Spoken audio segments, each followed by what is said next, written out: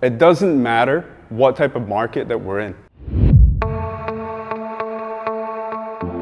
Whether it's a heavy seller's market that we experienced earlier in the year, whether it's a heavy buyer's market.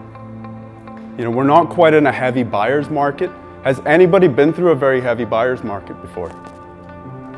2008, 2009, that's where sellers were begging buyers to take the house. We're not quite at that point. We're in a fantastic market right now because homes are still selling. Last week on the Waterloo Region Association of Realtors, there were hundreds of sales last week.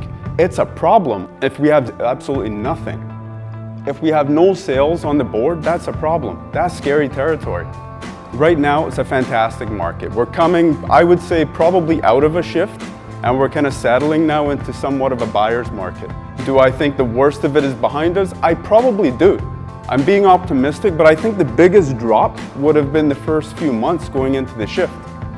I would say now that we're probably going to start balancing out a little bit.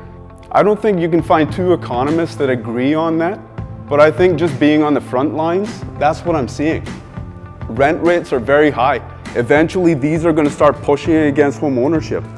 What's the number one reason people transition out of renting? Number one reason is, well, it's cheaper for me to buy a house. So in many cases, I would say for the most part, it's probably cheaper to have a mortgage for a first-time home buyer than it is to have a rental property right now.